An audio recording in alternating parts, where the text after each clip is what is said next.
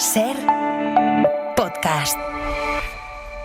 Estás escuchando el abierto de Hoy por Hoy. Cada día analizamos las noticias más relevantes de la actualidad, las claves políticas, económicas y sociales, con las voces de los protagonistas y los distintos puntos de vista de nuestros tertulianos. Tiempo para el análisis, tiempo para el abierto en Hoy por Hoy, en esta mañana de martes con Berna González Harbour. Buenos días. Buenos días, Ángel. Con Eduardo Madina, muy buenos días. Hola, Ángel. Y con Gonzalo Velasco, muy Hola, buenos días. Estamos contando en tiempo real que la tensión bélica en Oriente Medio se ha trasladado a Irán por razones obvias. De hecho, desde esta madrugada les estamos contando las novedades que pasan por ese anuncio de alto el fuego entre Irán e Israel que ha anunciado Donald Trump, al que iremos enseguida y que nos ha sumido todavía en más confusión de la que ya había en la zona. Pero esta mañana tenemos la oportunidad de recordar que mientras todo esto pasa, Israel mantiene su asedio a Gaza. Mientras tiene este conflicto abierto con Irán, sigue matando a gazatíes en la franja de Gaza. Tenemos la oportunidad de recordarlo con la visita a este estudio de alguien que tiene información muy precisa sobre cuál es la situación exacta ahí en la franja y también en Cisjordania. Pero antes de presentarla, déjenme que salude a Nicolás Castellano. Nico, buenos días. ¿Qué tal? Buenos días, Ángel. Porque estos últimos 12 días es verdad que hemos estado todos muy pendientes de lo que pasa entre Irán e Israel, pero lo cierto es que el gobierno de Netanyahu todavía sigue atacando, no ha dejado de hacerlo nunca, sigue atacando la franja de Gaza, atacando las llamadas colas del hambre, esas colas que se forman, esa multitud de gente intentando conseguir algo de la poca ayuda humanitaria que entra en la franja. Y el temor ahora es que con la escalada en la región, claro, la situación en Gaza pase a un segundo plano, no nos olvidemos de ella. Sí, de hecho, una veintena de palestinos asesinados y 150 heridos, de ellos 62 en estado crítico, han sido las últimas víctimas, Ángeles, de ese último ataque israelí en el sur de Gaza, mientras esperaban en las llamadas colas del hambre, a las que hacía referencia a recibir algún tipo de ayuda humanitaria. Solo este lunes las tropas de Netanyahu han matado a 43 gazatíes, lo que eleva a más de 56.000 los palestinos ejecutados por Israel desde su asedio a la franja tras el 7 de octubre. A las bombas, Netanyahu ha sumado el hambre como arma de guerra y las migajas que ahora está permitiendo entrar en Gaza se reparten por una supuesta fundación humanitaria de Gaza, en cuyas colas para recibir alimentos básicos los soldados israelíes aprovechan para seguir matando. De hecho, desde el 27 de mayo, cuando comenzaron con este reparto, han matado a más de 400 personas y herido a más de 1.000 en esas colas. A todo esto, Israel continúa además negando deliberadamente el acceso a la energía, que según el Consejo Noruego de Refugiados socava las necesidades humanas fundamentales. Sin electricidad, las instalaciones médicas se han visto seriamente afectadas, retrasando operaciones o dejando sin funcionamiento incubadoras o máquinas de diálisis. La escalada, Ángeles, de Netanyahu contra Israel ha hecho girar el foco mediático, como decía, pero sus tropas han seguido con lo que muchos expertos siguen calificando de genocidio en Gaza, con eso más de 56.000 palestinos muertos y decenas de miles de desaparecidos, de los que no se han encontrado de momento ningún tipo de restos. Nico, gracias. Hasta luego. Pues les decía que hoy está con nosotros aquí en este estudio del Hoy por Hoy una de las primeras personas en un puesto de responsabilidad global que denunció públicamente el genocidio en marcha, y hacerlo, lo hemos visto, suele acarrear represalias por parte de Israel. Ella es Francesca Albanese, relatora especial de la ONU para los territorios ocupados palestinos. Francesca, ¿qué tal? Muy buenos días. Muy buenos días, gracias. Cuando hablamos de represalias, ¿a qué represalias ha tenido que enfrentarse usted por parte de Israel por llamar genocidio a lo que está pasando en Gaza? Bueno, lo que tengo que hacer frente todos los días son los ataques de un Estado que está violando el derecho internacional con impunidad desde su nacimiento, desde su constitución como Estado, sobre todo en los territorios palestinos que ocupa desde el 1967. Lo que hacemos frente hoy es el resultado de casi un medio siglo de impunidad.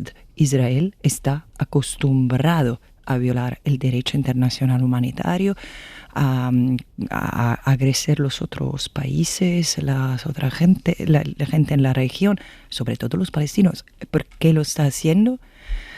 Porque quiere la tierra sin los palestinos. Entonces, ¿quién va a denunciar todo eso?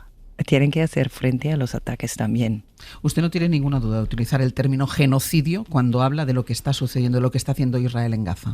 Bueno, ahora es claro que ya hay un consenso muy fuerte entre los históricos de genocidio y también históricos israelí. Y la comunidad de los derechos humanos, incluido Amnesty International, muchas organizaciones, muchas entidades en las Naciones Unidas, la comisión que se ocupa de Israel y Palestina y otras organizaciones también humanitarias que normalmente no se pronuncia.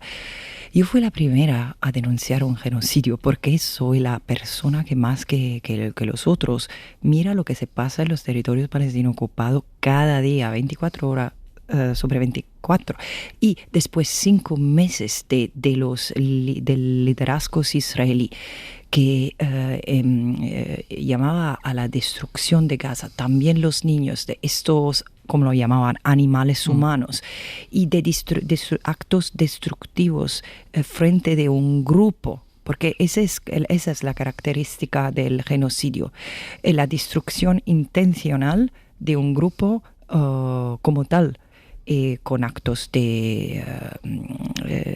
con actos varios que están listados para la Convención de Genocidio. Entonces es mi responsabilidad la de decir lo que se pasa según el derecho internacional. No me escucharon los estados hasta un año y ya es el resultado está frente de nosotros. ¿Qué información nos hacía antes nuestro compañero Nicolás Castellano, un poco de balance de cuál es la situación, sobre todo porque es verdad que llevamos 12 días focalizando la guerra entre Irán e Israel y ha quedado lamentablemente en un segundo plano lo que está pasando en Gaza y en los territorios, también en Cisjordania? ¿Qué información tienen desde dentro de la situación actual? ¿Qué está pasando ahí dentro? Es horrorosa. Yo digo desde meses que Israel está escribiendo una de las páginas las más horríficas en las historias en la historia de los genocidios. Y ahora parece que no tenemos la capacidad de absorber todo eso, pero yo soy segura, como lo dicen otros históricos de genocidio, que cuando vamos a saber, a comprender todo lo que que Israel ha hecho a los palestinos, particularmente, pero no exclusivamente en Gaza, porque no tenemos que olvidar lo que se pasa, que es muy grave en Cisjordania. Pero vamos a tener vergüenza, pero será demasiado tarde. Una cosa que tienes que nos hacer reflexionar. Tenemos que parar de llamar esta actividad criminal que los Estados Unidos e Israel han creado como Gaza Humanitarian Foundation. Es la negación de todo lo que humanitario se puede hacer. Esta es la organización que se está encargando, vamos a decir entre comillas, del reparto de la ayuda humanitaria. Eso no es ayuda humanitaria. Es una de los experimentos los más cruel que he visto en mi vida. Parece de verdad, los palestinos lo llaman Hunger Games, porque en primer lugar, lógicamente, ¿cómo se puede dejar la responsabilidad de distribuir ayuda al Estado que es acusado en 3 casos en la justicia internacional de genocidio, de crimen de guerra, de crimen contra la humanidad, incluso lo de causar hambre? Y con los Estados Unidos, que son un partner en esa destrucción, en ese genocidio. ¿Y dónde están las Naciones Unidas? Ese no es ayuda. Están matando gente que se está muriendo de hambre. Es por eso que digo, los estados, como España también, como Italia, mi país, tenemos que romper el bloqueo. Tenemos que enviar nosotros ayuda humanitaria con nuestros barcos. No podemos esperar que lo hacen los jóvenes, la sociedad civil. Esa es la responsabilidad que tenemos de parar el genocidio. De todas formas, usted está haciendo este llamamiento cuando acabamos de ver ahora mismo, esta misma semana, como ahora la Unión Europea dice que ve indicios de que no se están respetando los derechos humanos en Gaza y en Cisjordania. Mire, estoy para presentar mi último informe a las Naciones Unidas sobre las actividades de empresas privadas que es en una definición muy larga que he utilizado, porque hay las empresas, pero hay también las universidades, las ONG y los bancos adentro. Y yo insisto, y tengo prueba, y tengo datos que confirman que si el genocidio no se ha parado hasta hoy, es simplemente porque es una actividad muy lucrativa para muchos, también y no exclusivamente en Europa. Estamos prisioneros de ese sistema que es un capitalismo sin reglas. Es un problema, no es el capitalismo, es el capitalismo...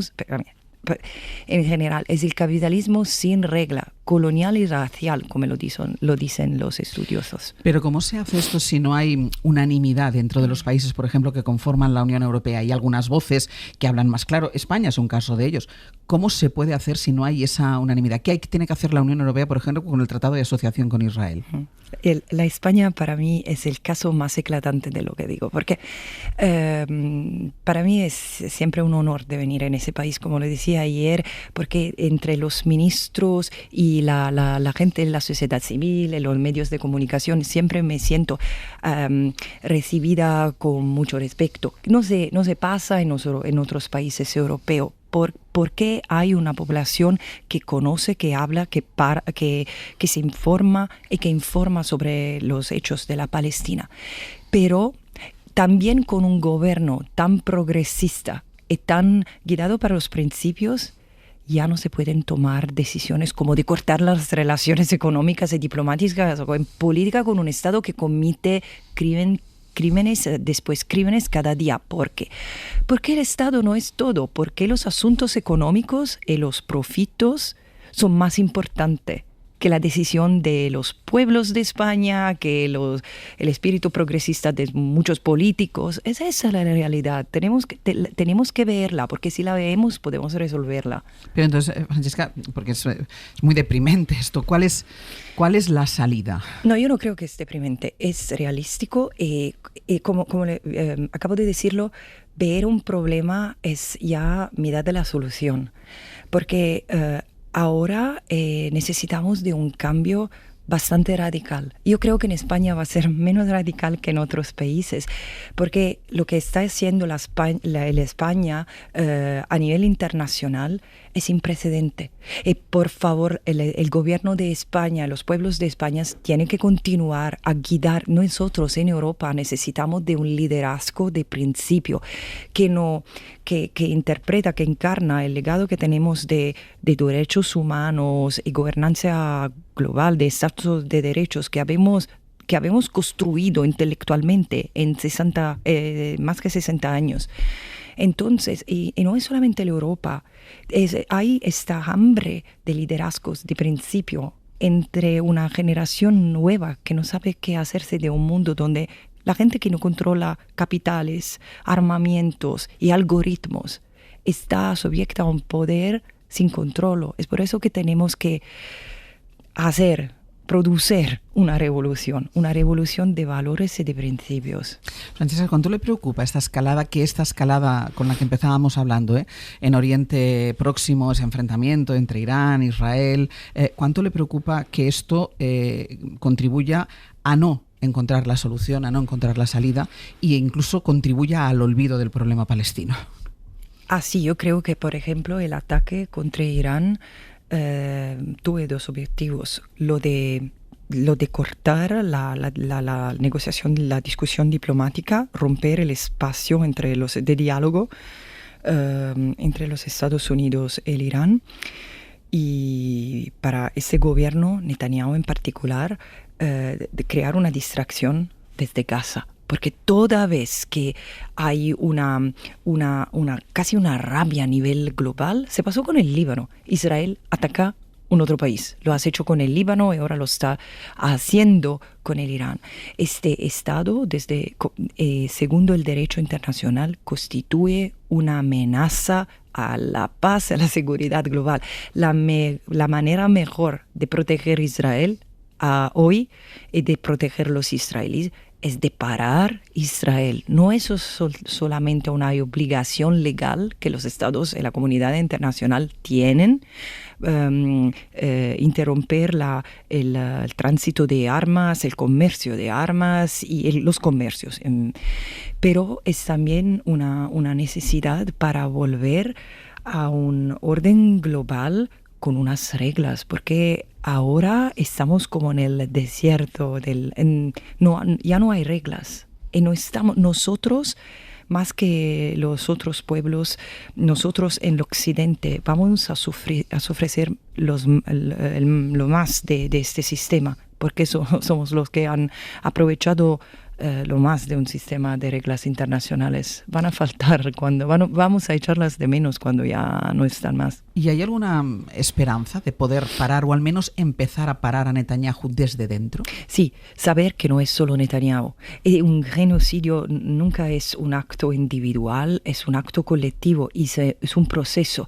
Nadie ha parado a Netanyahu, lo han encorajado, lo han protegido, son miembros de su actividad criminales.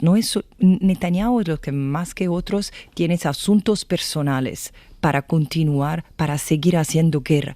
Pero los otros ministros, los otros de las instituciones públicas, en el Parlamento, en el judiciario, es un Estado que es responsable de este crimen y es soportado para 80% de la sociedad israelí. No tenemos que pensar que es un problema, como habíamos hecho con otra situación histórica, que es un problema que se va a resolver eliminando un hombre. Tenemos que resolver una cuestión sistémica. La llegada de Donald Trump tampoco ha ayudado en nada, ¿no? Claro, pero este genocidio, como los crímenes contra los palestinos, no empezaron con Donald Trump. Israel ha empezado a construir colonias ilegales, que son crímenes de guerra, en la Franja de Gaza, Cisjordania y Jerusalén en 1967 y a desplazar de manera violenta a los palestinos, un crimen contra la humanidad, después del mismo año. ¿Por qué nunca lo habíamos parado? Porque muchas razones, pero ahora ya está. Tenemos que decir, ya está. Y por eso no es una cuestión de gobierno mejor. La realidad que Trump ha revelado es que los Estados Unidos son partner de Israel de manera total. Y vemos los resultados, como el intelectual palestino Edward Said lo decía, ese es el imperialismo. Hay una agenda de colonialismo, pero atrás de eso, cuando hablamos de Israel, hay los Estados Unidos. Pues Francesca Albanese, relatora especial de la ONU para los territorios ocupados palestinos, muchísimas gracias por haber estado con nosotros. Muchísimas gracias. Buenos días.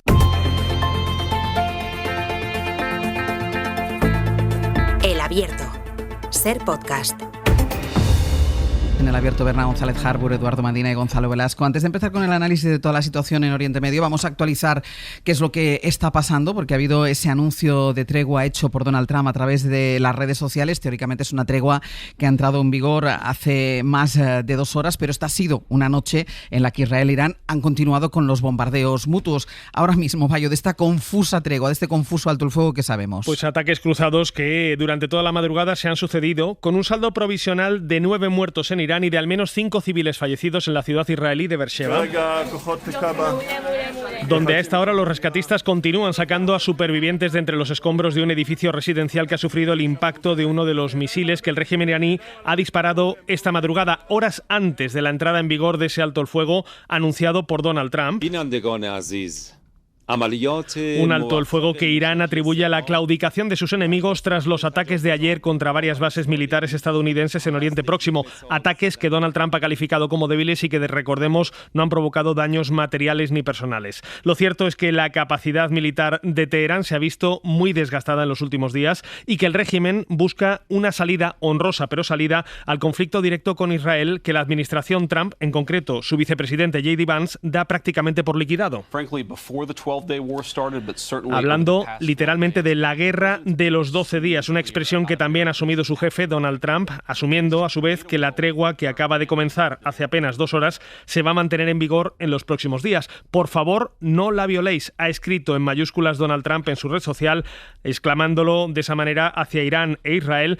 Y lo que sí que estamos viendo, Ángels, en las últimas horas es que varios miembros del entorno de Trump empiezan a sondear ya su candidatura, una vez más, al Premio Nobel de la Paz, presentándolo como el pacificador en jefe. Mayo, gracias. A ti. Se puede interpretar, Edu, este alto el fuego anunciado de una manera insólita, porque un alto el fuego habitualmente se anuncia después de una negociación entre las dos partes contendientes. Esta vez ha sido Donald Trump en su red social, anuncia el alto el fuego, y a partir de aquí hemos tenido que ir haciendo las interpretaciones. Bueno, se puede interpretar como una desescalada, pero es una auténtica locura.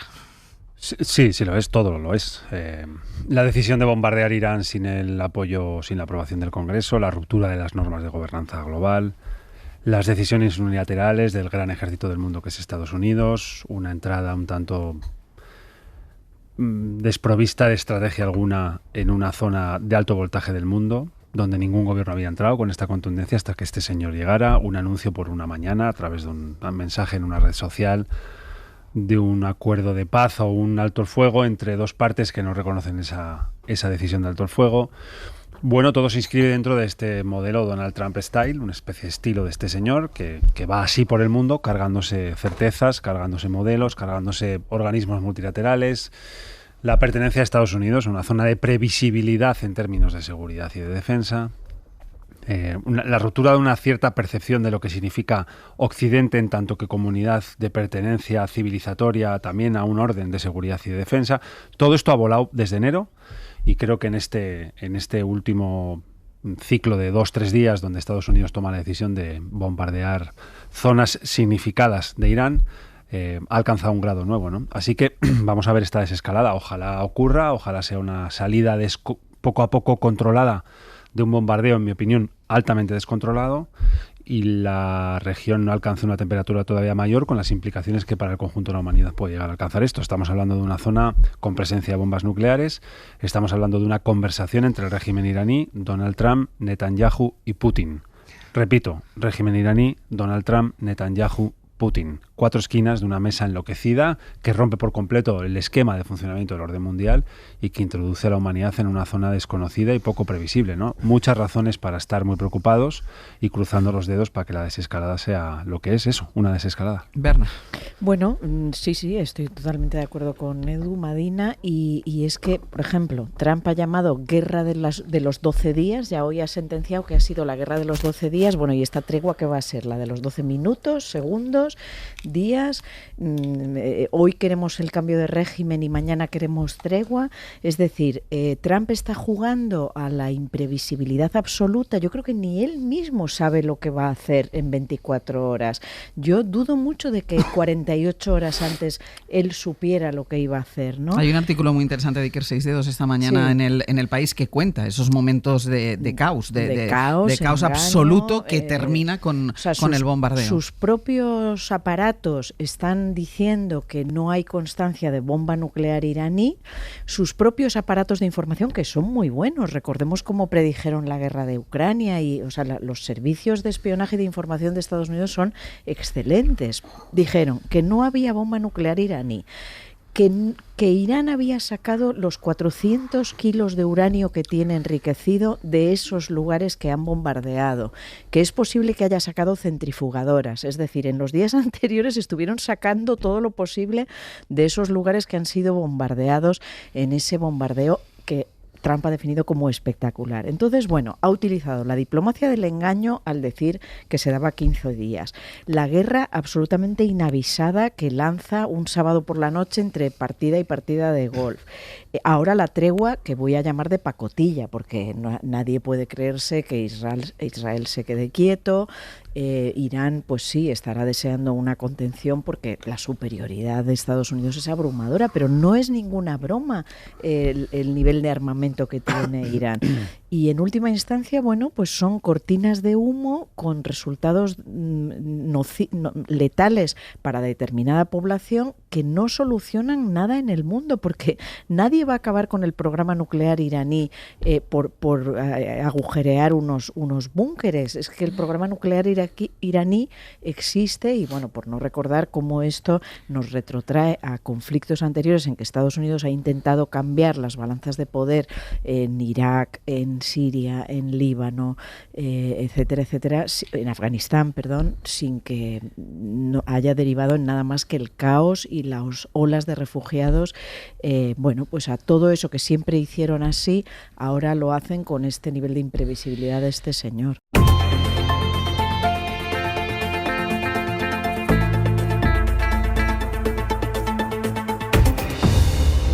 En el abierto, Berna González Harbour, Eduardo Madina y Gonzalo Velasco. Estamos todavía con las consecuencias del anuncio que ha hecho Donald Trump a través de las redes sociales esta madrugada de ese alto el fuego entre Irán e Israel. Ha habido mucha confusión durante la mañana, porque es verdad, durante la madrugada, que durante la noche han seguido el intercambio de bombardeos entre los dos países. Ellos ha pedido Donald Trump que paren ya los bombardeos, que que acepten ese alto el fuego, y incluso él ya ha denominado la guerra como la guerra de los 12 días, dándola por terminada. El hecho es que lo hace él de manera unilateral, a través de los medios de comunicación que son habituales en él, como son las redes sociales, y esto, bueno, pues hace que no solo esté el mundo sumido en un caos, sino que está especialmente sumido en un caos una zona, Gonzalo, decíamos, especialmente sensible del planeta.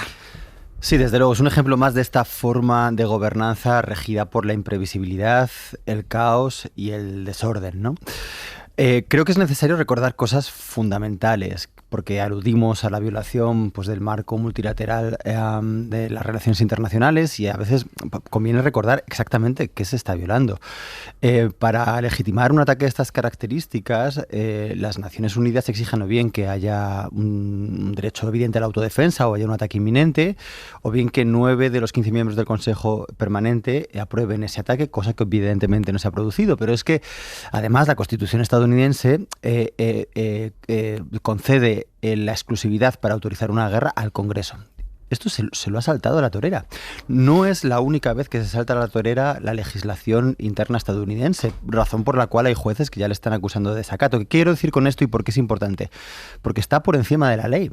Es un forajido del oeste, y por lo tanto ya no estamos en un marco de democracia liberal. Será democracia porque se vota, pero liberal ya no es. Las reglas ya no sirven, ¿no? Entonces hay que dejarlo claro.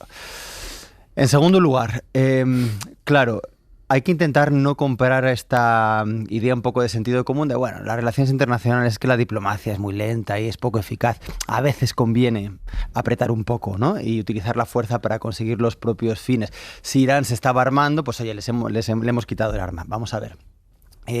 No tengo conocimiento concreto de qué es lo que estaba haciendo Irán ahora con su enriquecimiento de uranio y en qué punto estaba esa actividad. Pero desde 2015, que se firmó el tratado con Obama, sabemos que Irán utiliza ese plan nuclear como herramienta diplomática. ¿Herramienta diplomática para qué? Para levantar sanciones, para entrar dentro del comercio global y del sistema financiero internacional, para legitimar su influencia en la zona, en Siria, en Irak, en Yemen con los hutíes, etcétera, para conseguir que su reserva de gas compartida con Qatar, que es la mayor del mundo, tenga una vía de salida legítima y permitir comercializar con ella en detrimento de la vía que precisamente pasa por Israel y Egipto y que favorece además la exportación hacia Estados Unidos del gas licuado, etcétera. Es decir, es una herramienta diplomática. Cuando se ataca a Irán de esta manera y se interrumpe ese trabajo diplomático de muchos años, ¿qué se logra? Bueno, pues se va a lograr el resentimiento y la memoria enraizada de este ataque por muchos años, que va a tener muchos efectos secundarios. Lo hemos visto en Irak, lo hemos visto, bueno, desde luego, por no hablar de procesos de descolonización, lo hemos visto en tantas y tantas invasiones violentas. Esto no se queda aquí. Va a tener reverberaciones que vamos a pagar todos a lo largo de los años. Primero, seguramente con estas cuestiones, pues veremos la piratería en el Yemen de los hutíes. Veremos Hezbollah cómo se rearma y dónde ataca. Esperemos que no sea en territorio occidental y territorio europeo a través de herramientas ya antiguas como el terrorismo. Esto lo vamos a ver. Esto no es eficaz. Esto perpetúa el conflicto y anula una vía diplomática que no solo es más ética y es más legal, sino que tenemos que defender que es más eficaz, que es lo más importante, ¿no? De tal manera que es un desastre absoluto. Y bueno, ahora que se proponga como Premio Nobel de la Paz es la última de las ironías, por poner un tuit, ¿no? O sea, es un absurdo.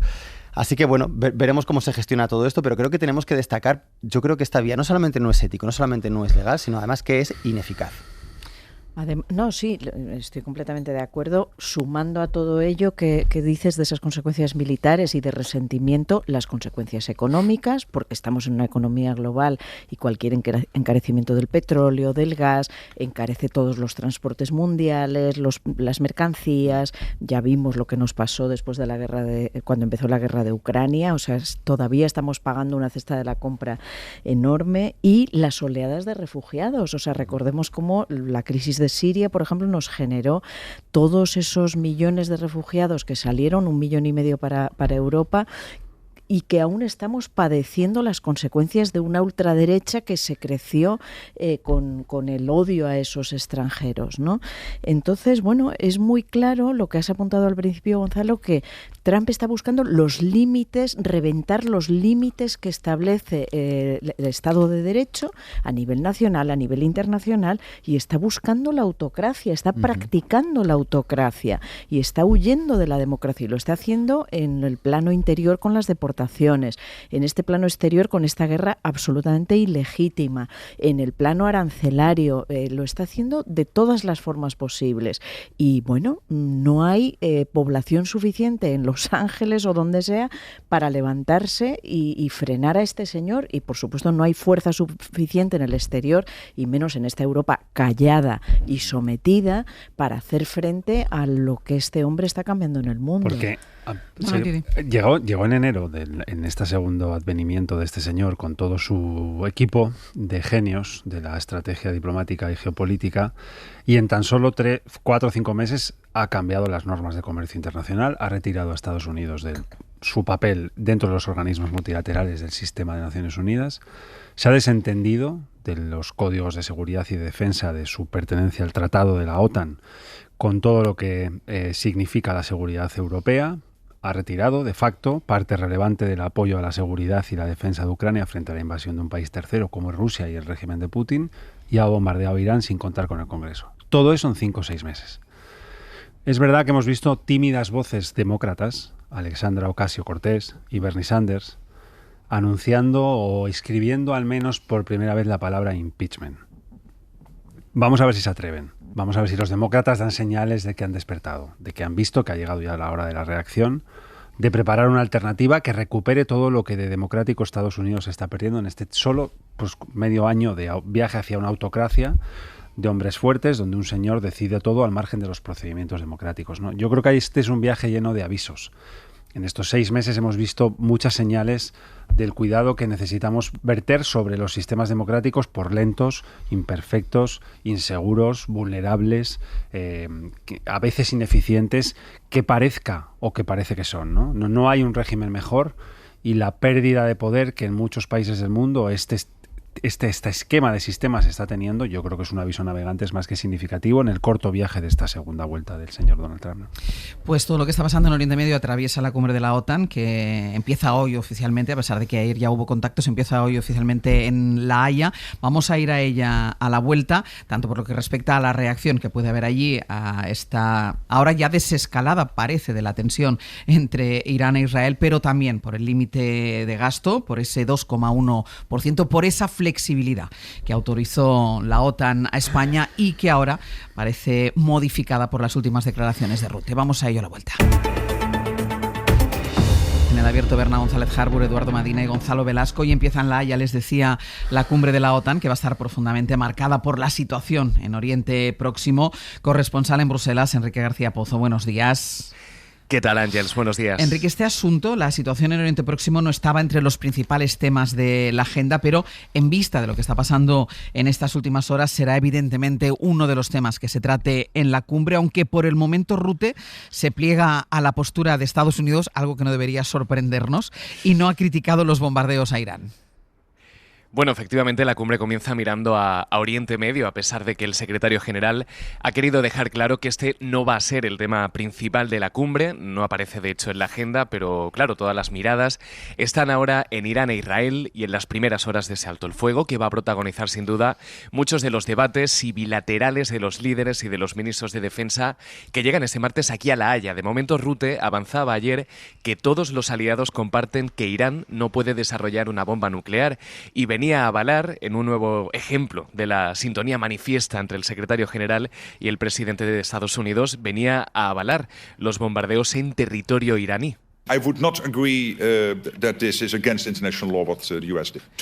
Le preguntaba directamente un compañero a Rutte si los bombardeos de Estados Unidos en territorio iraní violaban el derecho internacional, y Rutte decía que no estaba de acuerdo, que para él no violaban el derecho internacional. Así que con este telón de fondo, Ángels, comienza la 25ª cumbre de la OTAN, la primera con más Rutte al frente de la organización, la primera de este segundo mandato de Donald Trump, y una Haya blindada con el operativo de seguridad más grande de su historia. Ha modificado su paisaje de bicicletas y de capital administrativa tranquila por un río de vallas de seguridad y el sonido de helicópteros que recibe este martes a 40 líderes de todo el mundo, en la que los más apasionados llaman la cumbre más importante desde la Guerra Fría, aunque los más prácticos abogan por bautizarla como la cumbre de las cifras, de los porcentajes, porque el objetivo de esta cumbre es responder a una pregunta: ¿cómo garantizar la seguridad para los 32 aliados en los próximos años? Rutte hablaba ayer de un momento histórico, de un momento peligroso en el que los aliados deben tomar decisiones audaces para reforzar la defensa colectiva y hacer de la OTAN una alianza más fuerte, más justa y más letal. Pero la respuesta que monopoliza el debate desde hace tiempo pasa efectivamente por una cifra. This will include a major new defense investment plan, ranging the benchmark for defense investment to 5%. El famoso 5%, que sería el objetivo para garantizar, sostiene Rutte, los nuevos planes de defensa. El objetivo de gasto en defensa va a monopolizar este debate sin duda, aunque siguen las discrepancias sobre las cifras, sobre todo con esta novedad, ¿no?, entre España y Rutte, que conocemos ayer. Pues vamos a ello, porque este va a ser el gran tema y además es el tema que atraviesa la política española aquí, esos porcentajes. La OTAN está dispuesta a aceptar que cada país gaste lo que estime oportuno, siempre que pueda cumplir con los objetivos, es decir, se desvincula el porcentaje de gasto de los objetivos, algo que pedía España y que finalmente accedió la Alianza Atlántica, aunque Rutte insiste en una cifra, no es del 5, pero sí dice que España debería gastar un 3,5% en lugar del 2,1%, que es lo que dice que tiene que gastar España, es lo que dice Pedro Sánchez para alcanzar esos objetivos. Sí, el secretario general sorprendía ayer sosteniendo que el porcentaje defendido por Pedro Sánchez será insuficiente y subraya el porcentaje propuesto desde el principio para todos los aliados. Recordemos que la fórmula sugerida por Rutte era destinar un 3,5% en gasto neto en defensa y un 1,5% en un gasto en seguridad, en su concepto más amplio. Bueno, pues finalmente Rutte recuperaba ayer el 3,5% para España. Spain thinks they can achieve those targets on a percentage of 2.1%. NATO is absolutely convinced. Decía que aunque España defendía a Sánchez que con el 2,1% iban a poder cumplir esos compromisos, en la OTAN están absolutamente convencidos de que necesitan y que acabarán gastando un 3,5%. El acuerdo, Ángels, al que llegaron Rutte y Sánchez permite, lo decías, a España que gaste lo que considere siempre que eso garantice los compromisos adquiridos con la alianza. Eso no ha cambiado, pero la discrepancia está en cuánto tiene que gastar. Rutte asegura que la OTAN no hace acuerdos paralelos y recuerda que el acuerdo final, aunque España no se sume al 5%, contempla una revisión de objetivos en 2029. Esto es importante porque abre la puerta a que los aliados puedan elevar esa cifra llegados a ese momento, en 4 años, ¿no? Eslovaquia ya ha dicho que tampoco llegará al 5%. Bélgica asume dificultades y pide ya más flexibilidad. Algunos de los países que en privado en los últimos meses han ido exponiendo sus dudas sobre estos objetivos empiezan a enseñar la patita, empiezan a poner encima de la mesa sus dificultades para lograr ese objetivo. Enrique, gracias. A vosotros. Lo cierto es que esta respuesta de Mark Rutte, esa diferencia en el porcentaje que tendría que gastar España o que invertir España en defensa, ha puesto en un aprieto al Ejecutivo. Guillermo Lerma, buenos días. ¿Qué tal? Hola, Ángels. Insisten desde el Gobierno en que no hay contradicción entre las palabras de Rutte de ayer y la carta del Gobierno, y creen que podrán seguir su propio camino de cara a cumplir los objetivos. De hecho, el Gobierno defiende que ese porcentaje de gasto no es un invento propio, sino que está respaldado, ese 2,1 está respaldado por las cuentas que hace el propio Ejército, las Fuerzas Armadas. A eso se aferran en el Ejecutivo para justificar la cifra del 2,1%, a la evaluación que el propio Ejército ha hecho del material que hay disponible y del que habrá que adquirir para cumplir con las capacidades que exige la OTAN para garantizar la defensa común en este momento. Recuerdan en la Moncloa que ese cálculo no sale de la nada, sino que dicen está basado en los datos de quienes mejor conocen cuánto hay que gastar para poder hacer esa aportación. El Gobierno no ve, por tanto, en las palabras de Rutte, una enmienda al acuerdo alcanzado el domingo, ni siquiera una contradicción. En el Ejecutivo hablan de una discrepancia pactada y que estaba en el origen de toda la negociación, y es que la alianza cree que España tendrá que gastar el 3,5% del PIB, mientras el Gobierno asegura que no va a pasar del 2,1%. Eso, según el Ejecutivo, no pone en cuestión la flexibilidad lograda en la negociación que acabó el pasado domingo. En la Moncloa insisten en que lo que vale es la carta enviada al presidente Sánchez, y en la que el secretario general de la alianza reconoce que España tendrá flexibilidad, podrá seguir una trayectoria propia para cumplir con las capacidades para la defensa común. El Gobierno atribuye a los equilibrios que tiene que hacer Mark Rutte esas palabras que ayer, eso sí, supusieron un cierto sobresalto en la Moncloa cuando escucharon la opinión del secretario general.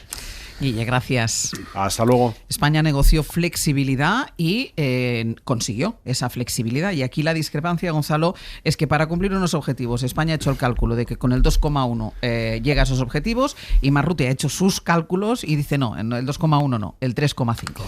Bueno, es que eso es hacer política, también política internacional, política nacional. Es hacer cálculos y negociar entre propuestas distintas. Lo que no es hacer política, o lo que no equivale a política, son los marcos narrativos que valen pues para titulares o para mítines, pero que no tienen nada que ver con los repartos presupuestarios que influyen en las posibilidades de hacer políticas, es decir, en la soberanía de un país. ¿Qué quiero decir con esto? Pues que muchas veces se esgrime la idea de no, es que vivimos en un mundo mucho más inestable, mucho más inseguro, es que Rusia es una amenaza real para Europa, es que es un poco inmaduro esto ahora de enfrentarse a la idea del rearme. Bueno, ya... pero hay que ver cómo se hace, hay que bajar esa idea a los papeles, hay que ver qué se puede hacer desde el punto de vista de la soberanía nacional y presupuestaria, y en ese campo negociar. Y creo que es lo que se ha hecho, y se ha hecho razonablemente bien. Yo entiendo que ahora el secretario general de la OTAN haga una contraoferta o diga, mira, en mi estimación no vais a llegar. La cosa buena para nosotros, para el Estado español, no solamente para este gobierno, es que parece ser que hasta 2029 ese compromiso, o si se ha llegado a esas capacidades que hay que adquirir, no se van a revisar. Por lo tanto, hay un cierto margen de maniobra, de mejora, de articulación de esa inversión en capacidades. Yo creo que lo que ha pasado fuera del oportunismo del contexto nacional, que creo que es relativamente circunstancial, porque esta negociación viene de larga data, y este compromiso, digamos, hay una fiabilidad por parte del gobierno, hay una ruta que viene marcada desde hace meses. Creo que es una buena noticia. Hay quien dice, no nos deberíamos marcar tanto, destacar tanto. Bueno, yo creo que es bueno para el liderazgo del país que España haya sido quien haya conseguido este mecanismo de flexibilidad al que eventualmente se podrán acoger otros países. Y de hecho, creo que ojalá pudiéramos animar a otros países que han expresado sus reservas a contemplar esta posibilidad. Me parece que es razonable, me parece que este derecho al pataleo del secretario de la OTAN pues es lógico, y bueno, hasta 2029 veremos cómo se concreta esto. Edu. A mí me ha parecido un capítulo muy raro, la verdad. Porque es verdad, yo comparto con Gonzalo que esta negociación lleva mucho tiempo ya en conversaciones que derivan en una conclusión que se va a cerrar en esta cumbre de La Haya el día hoy 24 y mañana 25 de junio. Pero me ha parecido un proceso un pelín raro todo. Primero, el anuncio de una especie de excepción ibérica de nuevo con la financiación de la seguridad y la defensa. Segundo, la contestación de Rutte. Tercero, la bronca entre dirigentes de partidos, Feijóo, Sánchez. Me ha parecido un capítulo muy raro. Y no me parece una manera muy ordenada de llegar. Creo que el país España merecía tener aquí un consenso serio de Estado, por todo lo que en juego hay con esta materia, entre los dos grandes partidos, los que es previsible que de aquí a los próximos 15 años les toque gobernar varias veces a cada uno de los dos, y tenga que, por tanto, gobernar también la seguridad, la defensa y la relación con el tratado OTAN y con los países miembros de la OTAN, en un contexto de un mundo cambiante donde una mañana nos levantamos y un señor sin pedir permiso al Congreso está bombardeando Irán y hay un genocidio en Gaza y hay una invasión en Ucrania y es un mundo raro. Y en cambio, y hay además un marco que en Europa la Unión Europea quiere llenar de significado, que es esto de la autonomía estratégica abierta. Dentro de la autonomía estratégica hay un elemento que es el de la seguridad y la defensa. Y esto no quiere decir, y yo estoy radicalmente en contra de este famoso 5%. 5% son 74.000 millones de euros al año. Para la medida de las cosas, España invierte en el 2024 68.000. Es decir, 6.000 millones más a financiar seguridad y defensa que educación en todos y cada uno de los escenarios, no a todo el rato. No a todo el rato. Y es un número que llena una idea de un 5% exigido por el señor de Irán, el señor que ha invadido o que ha bombardeado Irán el otro día, que es la exigencia principal para una industria que los oyentes ya saben, pero por si alguno todavía no lo sabe, española, que no lo absorbe. Es decir, un salto hacia el 5% desde el 1,4% donde estamos ahora implica una compra masiva de material militar a las industrias norteamericanas que influyen en el señor Donald Trump. Así que es un esquema que de entrada todo el rato no a todo, lo que no quiere decir que haya que llegar de otra manera a este asunto. No podemos llegar a tuitazo limpio. El Partido Popular y el Partido Socialista, al menos en este asunto, tienen que encontrar un espacio de entendimiento. No digo un acuerdo cerrado, digo un espacio de entendimiento. Y dos, llegar a la cumbre de la OTAN con contradicciones mediáticas con el secretario general de la OTAN, no sé si es la mejor manera de llegar. Yo preferiría una influencia más abajo en una decisión progresiva de incremento de gasto, racional y europea. Y creo que eso no se hace en Twitter, ni se hace en salas de prensa. Por tanto, creo que esa posición más abajo, de una influencia más suave, para un gasto más progresivo, más europeo, con una visión acorde a las necesidades de incremento en la autonomía de seguridad europea que necesita. ¿Qué pasa si mañana Rusia ataca a Finlandia? ¿Y qué pasa si mañana el señor este de Twitter, Donald Trump, dice que se desentiende de la defensa europea? ¿Qué hacemos? Entonces, claramente hay que tomar decisiones que no son cómodas, pero hay que hacerlo de manera racional. Y creo que España debe llegar de otra manera a esta cumbre, que como hemos llegado, en mi opinión, yo no he entendido muy bien qué ha pasado aquí, este desencuentro con el secretario general de la OTAN, esta distancia clara en los mensajes y esta falta de consenso interno dentro de un país que acude a este debate, en mi opinión, pues como ha acudido a la mayoría de las asignaturas de esta legislatura, ¿no? Un poco torpe en cuanto a los enfoques múltiples de unos y otros partidos. Yo sí creo que el gobierno ha actuado bien ahí. Es decir, Pedro Sánchez ha conseguido, y no lo ha conseguido en Twitter, lo ha conseguido con negociaciones, que haya esa excepción, que efectivamente no es solo ibérica, como dice Gonzalo, se podrá extender porque habla de los aliados. Lo importante es cumplir los objetivos, no ese porcentaje. Ahora Rutte, que es el vasallo número 1 de Trump en este continente nuestro, pues eleva el pulso retórico, digamos, diciendo no, que no les va a bastar el 2, que van a necesitar el 3,5, bueno, bla, bla, bla.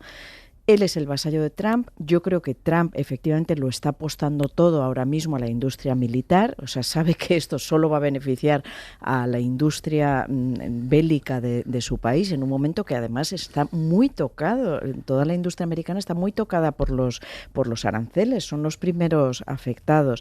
Entonces yo creo que Sánchez ha hecho bien en parar ahí, poner bien pared, lograr esa excepción y a partir de ahí veremos qué pasa, porque es verdad, y ahí estoy con Edu, en que de aquí a 2029, ¿qué mundo vamos a tener? Es que es algo esto, cuánto vamos a gastar en defensa, que posiblemente no vamos a decidir nosotros, lo van a decidir por nosotros los atacantes, porque efectivamente no sabemos, no tenemos ninguna seguridad de que Rusia no ataque los bálticos. Nuestros socios, pues has citado Finlandia, pero otros países, estamos absolutamente amenazados. El mundo es ahora mismo de unos seres crueles y agresivos, que son Trump, que es Putin, que es Netanyahu, que van a marcar nuestra política en los próximos años. Y entonces, bueno, ¿Que queremos hoy plantarnos en el 2,1%? Menos mal, yo lo aplaudo. Me parece desbocado y absurdo lo del 5%, efectivamente, cuando lo que necesitamos es sanidad, dependencia, educación, gasto social, ciencia, por favor. Europa está muy atrás en innovación y ciencia. Esos son los grandes objetivos que me gustaría que Europa se planteara, pero nos lo van a decidir por nosotros. Y además, yo diría que quien ha presionado y ha negociado de una manera mediática es el propio Mark Rutte, que lleva meses, y si nos remontamos a la cuestión de la mutualización de la deuda allá con la pandemia, incluso años, presionando a España y a los países del sur de Europa a través de los medios de comunicación. Es decir, esto del 5% ha sido una especie de mantra sagrado caído del cielo, no del cielo sino de Washington, del cielo, no, de que él ha repetido y ha reiterado de una manera tras otra. Representante de la tierra Rutte. como si tuviésemos que aceptarlo como si fuese la ley de la gravedad, ¿no? Algo inexorable. Entonces, frente a esa reiteración de un marco de guerra identificado con una cifra arbitraria absolutamente, creo que la postura racional, precisamente para poder responder a esa conjetura de ¿y si resulta que hay un ataque en territorio europeo? ¿Y si uno de los aliados sufre una violación de su soberanía territorial? ¿Y si, para todas esas conjeturas, la mejor manera de responder es evaluar las capacidades actuales?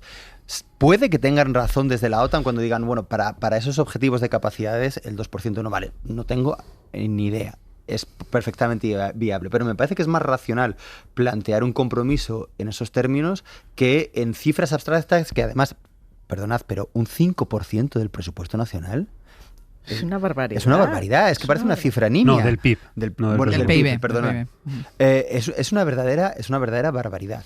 Entonces, que la declaración final, que va a generar un cierto consenso, es asimétrica, es rara, es verdad, pero creo que es de celebrar que España haya sido quien ha introducido la cláusula, que no es una excepción ibérica porque es que los españoles son especialitos y no tienen un contexto nacional peculiar, ¿no? Sino que permite sencillamente evaluar esos objetivos en un marco de guerra más o menos ya instaurado de una manera, creo que más cabal y más eficiente, ¿no? Es una herramienta diplomática además que va a permitir que en el marco de la OTAN haya negociaciones en los próximos años y no solamente un acatamiento de una determinación que, repetimos, viene seguramente de Estados Unidos, y la sospecha es que ese marco de guerra supone una activación una vez más en la historia de una economía de guerra que servirá para reflotar una determinada industria, ¿no? Entonces, bueno... claro, aquí la lástima era una cosa que decía Edu, que los dos principales partidos, que son los que se turnan habitualmente en el gobierno, sean incapaces... Sí, porque es cierto que va a gobernar en algún momento el Partido Popular. Claro, sí, heredará lo que se negocia ahora, lo heredará, o a lo mejor lo heredará otra vez el Partido Socialista, o lo heredará el Partido Popular. Es decir, lo que es inaudito que en una cuestión de estas características que supone tanto, los dos principales partidos sean incapaces no solo de ponerse de acuerdo, sino de gritarse a través de Twitter. Sí, a eso me refería.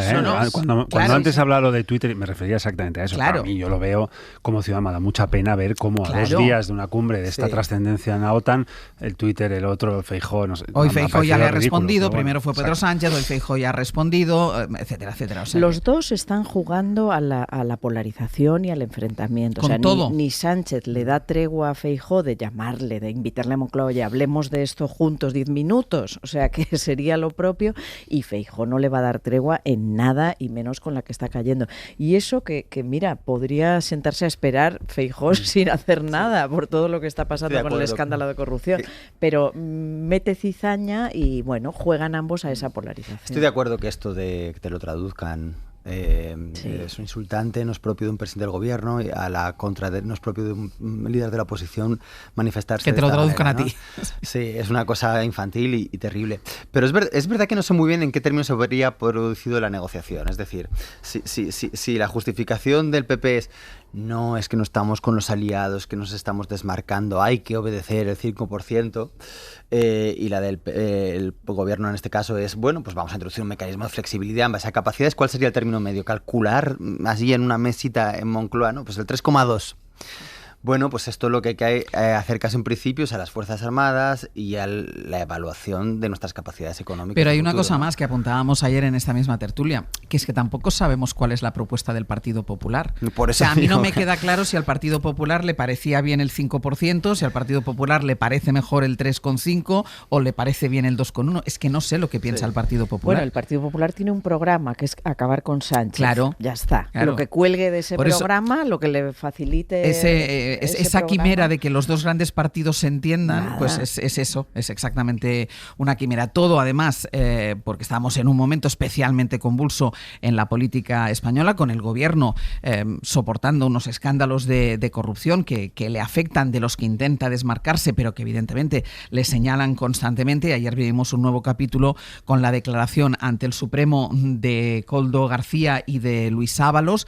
Los dos quedaron en libertad después de comparecer ante el alto tribunal. El magistrado no quiso aplicar la posibilidad de prisión provisional como medida cautelar, porque cree que ya a estas alturas no hay riesgo de fuga ni de destrucción de pruebas, aunque sí mantiene las medidas cautelares que ya les había fijado, que son la obligación de comparecer cada 15 días y la prohibición, de hecho ya no tienen pasaporte, la prohibición de salir del país. Isabel Vega, buenos días. Hola, buenos días. Y en esa declaración que hicieron los dos, en esa comparecencia ante el Supremo, dos estrategias diferentes. Koldo García, que se acogió a su derecho a no declarar, a diferencia de Ábalos. Ábalos sí respondió a las preguntas y negó cualquier vínculo con el supuesto cobro de mordidas a cambio de adjudicaciones de obra. De hecho, el exministro dijo que él no se reconocía en las grabaciones de la UCO.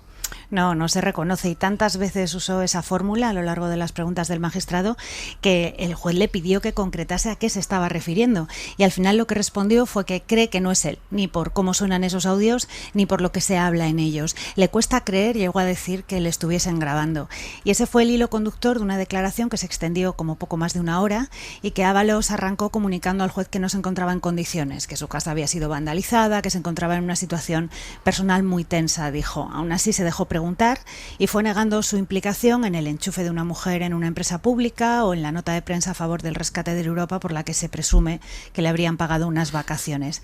Con las obras públicas, pues la misma posición, que él no tenía capacidad sobre las licitaciones y que Santos Cerdán no tenía por qué, dijo, tener influencia en el Ministerio de Transportes, aunque claro, él no puede dar cuenta, señaló al magistrado y a la Fiscalía Anticorrupción, de lo que hagan los demás. De Santos Cerdán, de hecho, solo mencionó que tenía una relación preexistente con Koldo García, que es una cosa obvia ya a estas alturas, y cuando el fiscal de Anticorrupción estaba apretando en este sentido, se acogió ya a su derecho a no seguir declarando. Decían ayer fuentes del caso que esto no es lo que se entiende por colaborar con la justicia, sobre todo cuando se trata, además, en el caso, sobre todo en el caso de Koldo García, que, como bien decías, optó por guardar silencio. El juez considera que los indicios persisten e incluso en los autos de medidas cautelares ayer decía que se han consolidado contra ambos, pero efectivamente no veía un riesgo evidente que justificase la medida de prisión provisional. Así que se fueron en libertad con esas cautelares que ya tenían. Pues Isa, muchísimas gracias. Gracias a vosotros. El Partido Popular sigue aprovechando este caso de corrupción para tratar de atacar al gobierno, aunque ahora su presidente ha ido un paso más allá, porque Feijóo ha abrazado la teoría que pudimos escuchar este fin de semana del expresidente José María Aznar, que apunta que el PSOE pudo haber cometido fraude en las elecciones. Josué Coello, buenos días. ¿Qué tal, Ángels? Buenos días. Aznar ya alimentó esta teoría basándose en uno de los mensajes entre Santos Cerdán y Koldo que obtuvo la UCO. Es ese mensaje en el que el ex número 3 del Partido Socialista pedía a Koldo que introdujera 2 papeletas en unas urnas en las primarias socialistas del 2014. Esas primarias las ganó Pedro Sánchez, y ahora Aznar y Feijóo cuestionan no solo la validez de esas primarias, sino que ponen en duda incluso que el Partido Socialista haya podido cometer pucherazo. O sea, lo ponen sobre la mesa la posibilidad de que el PSOE hubiera cometido pucherazo en las elecciones generales. Desde Génova, después de haber escuchado a Aznar y al propio Feijóo ayer por la mañana en el radio, desde Génova intentan desvincularse y apartarse de ese mensaje.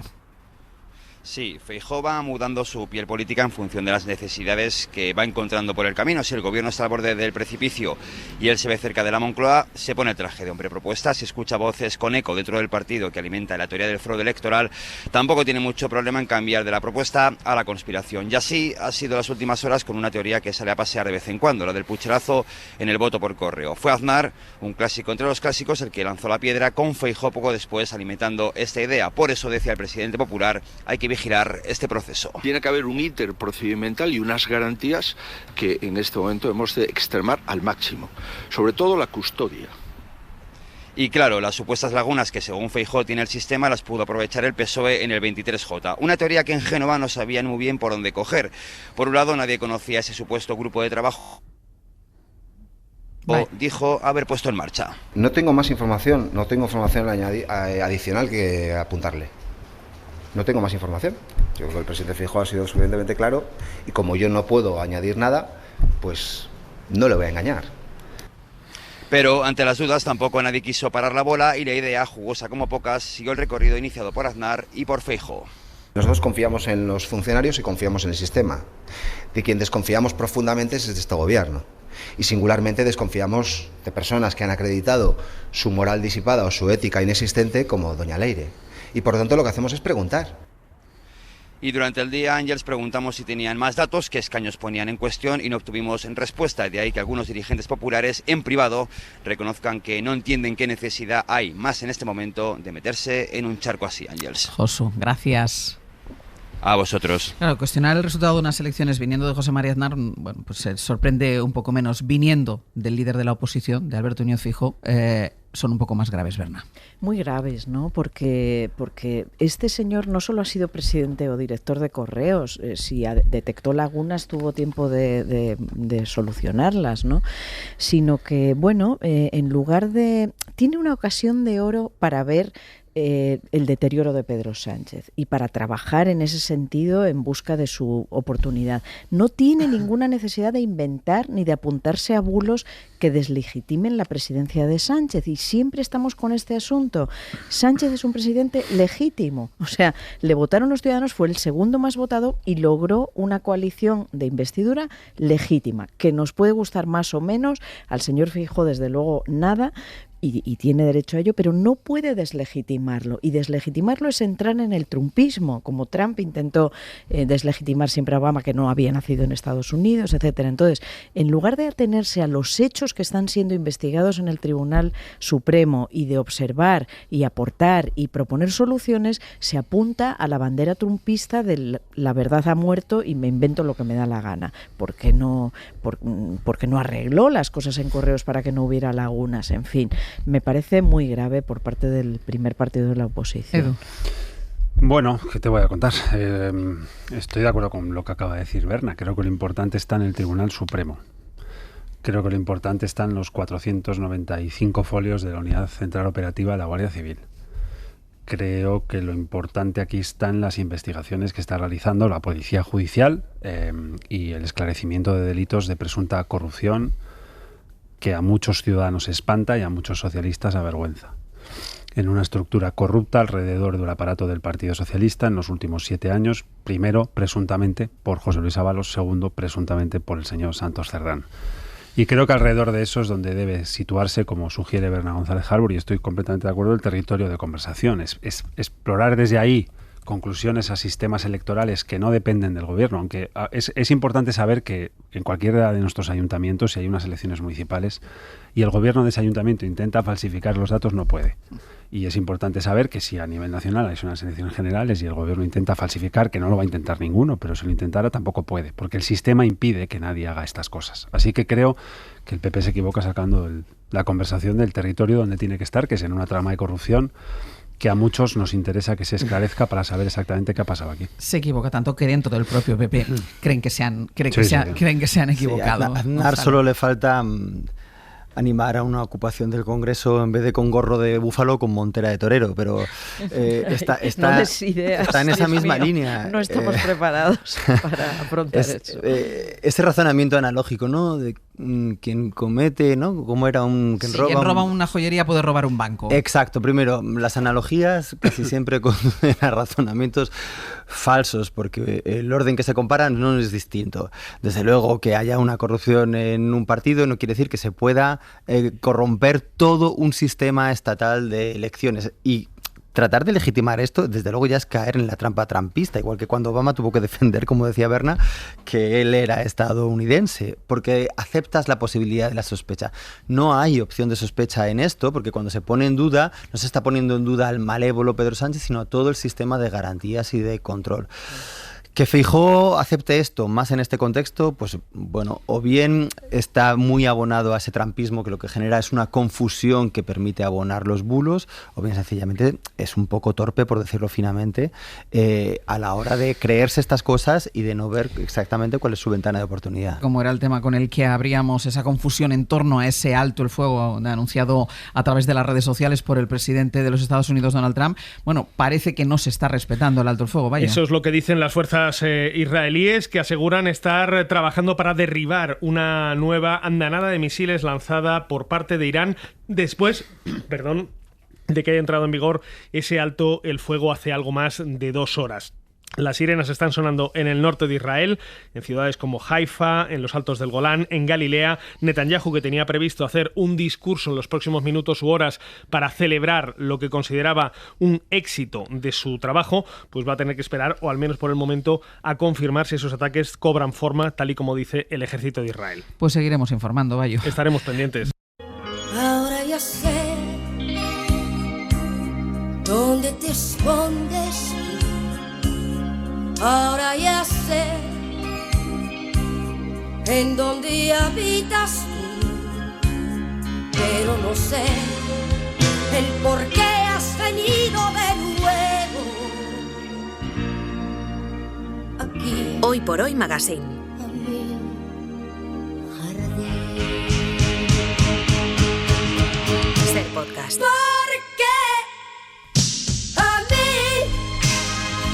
Vamos a ir terminando ya el abierto, encargados del avance de contenidos. Ana Usle, Brian Pérez, buenos días. ¿Qué tal? Buenos días. Contadnos qué vamos a hacer a partir de las 10 de la mañana. Pues mira, Aitana y Nacho tienen muchas pasiones en común, pero una de ellas es desayunar contigo los martes. Sí. Y la otra es Kino, el dibujante Kino. Y están encantadísimos porque dentro de unos minutos van a poder hablarnos de un estreno, se llama Kinografía. Es un nuevo documental que parte de una entrevista inédita encontrada en su casa de Mendoza, y van a estar sus sobrinos, los sobrinos de Kino, con nosotros para contarnos mucho sobre la obra de Kino y sobre él.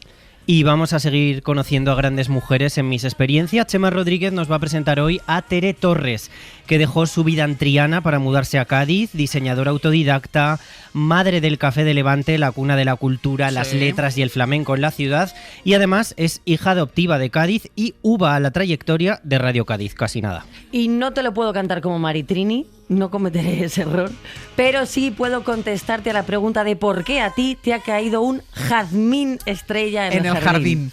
Sí, nos lo va a contar Eduardo Barba, cómo cuidarlo para que dé muchísimas flores, y los oyentes 900 100 800 pueden ya llamar para que Eduardo conteste sus preguntas. 900 100 800, vale, cualquier duda sobre plantas. Cualquier duda. 900 100 800. En 15 minutos de fama con Martín Bianchi, ya lo decían Sonia y Selena en su momento, cuando llega el calor los chicos se enamoran.